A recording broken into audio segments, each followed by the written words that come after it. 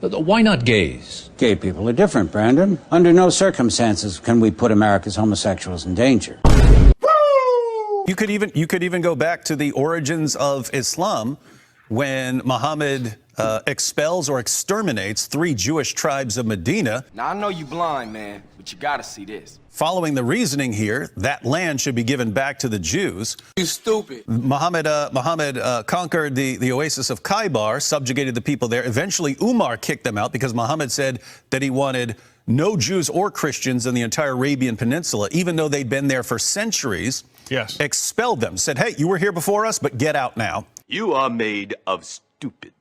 And that's perfectly fine according to Muslims. But if we're going to talk about, hey, giving back land and so on, then, I mean, Jews should be given land in Muslim countries across the world. I already debunked this. So basically he said that, oh, you know, the Prophet kicked out the Jews. First of all, the Jewish tribes that he's referring to, the 3 Jewish tribes, which I believe is Banu Nadir, Banu Qurayza, and Banu Qainuqa. So all these 3 Jewish tribes, they betrayed the Muslims. They violated a treaty that the Muslims had with them. They betrayed this treaty, and as a result of this, they were defeated and they were kicked out.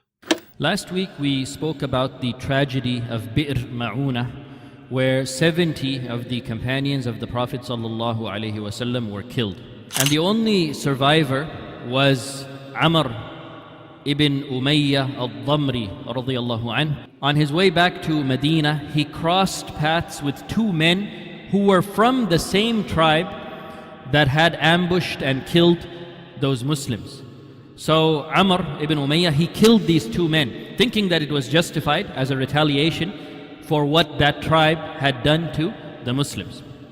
But what Amr ibn Umayyah didn't know was that the Prophet ﷺ had given these men a promise of safety. When Amr ibn Umayyah killed these 2 men, it was a mistake. So when news of this mistake of Amr ibn Umayyah reached the Prophet ﷺ, the Prophet ﷺ started to make arrangements to pay the diyah, or the blood money, to the families of these men who had been killed. Another thing to note, this story is from Ibn Ishaq, however it is corroborated by many companions of the Prophet and other scholars. At that time, the Prophet had a treaty with the Jews of Bani Nadir and others, which said, if blood money has to be paid, everyone has to contribute. The people who were accidentally killed by the companion were from a tribe that was allied to the Banu Nadir tribe. So the Prophet ﷺ, they went to the dwelling places of Banu Nadir to ask them to give their contribution or their share of the diyah for these 2 men who had been killed. And these Jews of Banu Nadir, they said, of course. And they told the Prophet ﷺ and his companions just to wait for a little while, and they would go inside and they would come back with the arrangements for their portion of that blood money. So when the Jews went inside and they said to each other, look, he is here, Muhammad is here, he doesn't have any weapons, he doesn't have any tight security. If we are ever going to get an opportunity to kill Muhammad, this is our best opportunity. Who is going to climb the roof of that dwelling where Muhammad is sitting by that wall and take this rock and drop it on the head of Muhammad? One of them, by the name of Amr ibn Jahash, he volunteered to commit this evil act. But before he could do it, Jibreel alayhi salam, he came and he informed the Prophet ﷺ about what was happening. The Prophet ﷺ quickly got up from his place and he left. Ibn Kathir, in his tafsir of Surah Al-Hashr, mentions a narration from Abu Dawood which says, after this blatant violation of the treaty, the Prophet attacked them. However, even then, he offered them a chance to renew the contract of peace. Again, they refused. After that, once they were defeated, they were kicked out. So they were never kicked out for simply being Jewish, unlike the Palestinian Arabs. So it's not because like somehow the Muslims hate Jews or anything like that. It's nothing to do with it. So the Muslims, of course, have the upper hand, and the leader of the city is the Prophet Muhammad ﷺ. So this was something that bothered the Jews. So as we mentioned, all of these tribes, Banu Qaynuqa' and Banu Nadir and Banu Qurayza, they had all signed treaties with the Prophet ﷺ that they would not help, they would not assist, they would not participate in any type of activity against the Muslims. So an incident occurred that finally caused the tensions between the Muslims and the Jews of Banu Qaynuqa' to reach the boiling point. One day, a Muslim woman from the Ansar, she wanted to buy some gold, so she went into the gold shops that were owned by Banu Qaynuqa'. And the goldsmith, he saw her and he started to harass her. He said, why don't you take the veil off of your face? Let's see your face. And she said no. She was very angry that how dare he even ask such a question. Then the other Jews around, they saw what was happening and they joined in as well.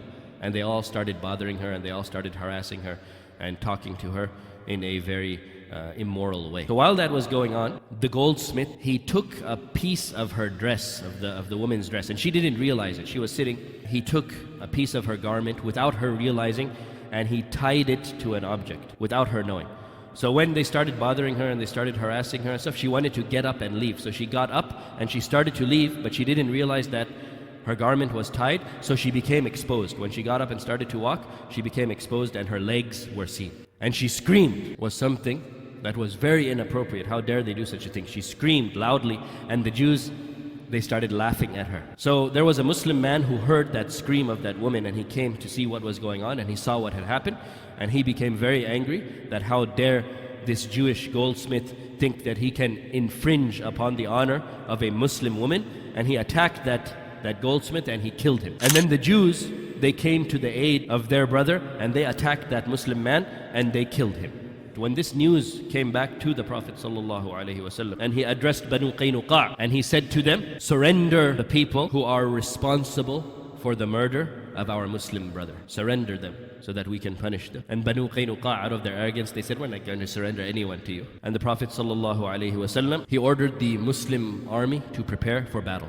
When it comes to Banu Qurayza, similar thing happened. They broke a treaty, then aided the enemies of Muslims multiple times before they were fought. The punishment was given to them by a companion. The Jews themselves agreed to this punishment, which was based on the Bible. I won't go into too much detail as the video might get 4 hours long. Either way, the point is, there was a good political reason to kick out these Jewish tribe. It was never because of anti-Semitism.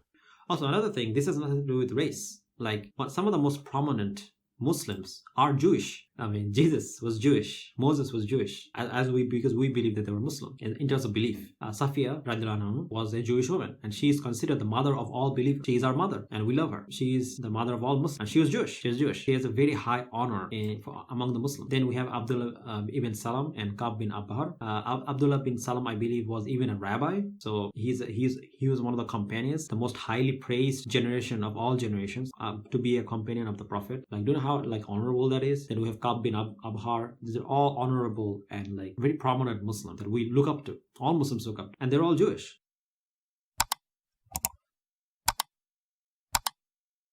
In Mecca and Medina, non-Muslims are not allowed to live there. That's because these two places are holy, sacred places. So because the thing is that you need to understand is that sometimes there are many places in the world where holy lands are not allowed to be visited by other people. For example, in Bangladesh, I'm going to give you my country's example. There is many monasteries, Buddhist monasteries, where I as a Muslim cannot go. Like, for example, I remember back in my university days, there was this really beautiful monastery, Buddhist monastery there. And I was going to visit there, but I was not allowed inside. So there are many places like this. And that's completely fine. Sometimes in some areas you can visit there. In some areas you can't. You will see many of this around Asia, in China, and Thailand and places like that. And that's fine. It's their land. It's their religious holy place. If they want to keep it that way, that's fine. So it's not a controversial thing. And Mecca and Medina is like that for Muslims. However, even if you're like an Israeli, born in Israel, but you convert to Islam, then you can always go there and visit. As a matter of fact, you can stay there, and stay safe because you're a Muslim. So it doesn't matter. Again, the reason Prophet kicked them out is because they broke a treaty, and also because these areas are now holy lands for the Muslims, so no one else is allowed here. On top of it, Umar radiallahu anhu, actually, the people that were kicked out, he actually made sure that they got a home in other places. So basically, he made sure that they could get a home either in Syria or any other place. So he didn't just kick them out. He actually relocated them. As a matter of fact, he also broke the Roman rule that said that Jewish people cannot visit Palestine, which is ironic because this rule was put in place by or maintained by Christians. So it was the Christians that kicked them out, okay? It was not the Muslims. The Muslims actually allowed them back in. Another thing to note is that during the Christian Byzantine rule, Jews faced heavy persecution. According to historian and religious scholar Peter Schaeffer, in his book, The History of the Jews in the Greco-Roman World, he said, when the Byzantines conquered Jerusalem once again, Heraclius massacred the Jewish population of Galilee and Jerusalem, while renewing the ban on Jews entering the latter. He said, he had promised the Jews amnesty, but was unable to hold to this. At the insistence of the leaders of the Christians, who had not forgotten the period of Jewish rule from 614 to 617, he once more expelled the Jews from Jerusalem and had to allow large numbers of them to be executed. Now you could argue that the Jews betrayed the Christians and sided with the Persians. However, the Arab Jewish tribes also betrayed the Muslims in Medina. However, Muslims never banned them except in Hejaz. The Hejaz area is not important to either the Jews or Christians. However, Jerusalem is. So banning them from such an important religious ground was definitely unjust for Christians to do. On top of it, according to historian Andrew Scharf and Amnon Linder, in 404, Jews were excluded from certain governmental posts. In 418, they were barred from the civil service and from all military positions. In 425, they were excluded from all remaining public offices, both civilian and military, a prohibition which Justinian I reiterated. You can read about this in Byzantine Jewry, From Justinian to the Fourth Crusade by Andrew Scharf, and the Jews in Roman Imperial Legislation by Amnon Linder. So if David wants to whine about anti-Semitism from Muslims, he needs to get his own house in order and condemn the Byzantine Christians and the church leaders. And now these Jews are killing us. He's just lying.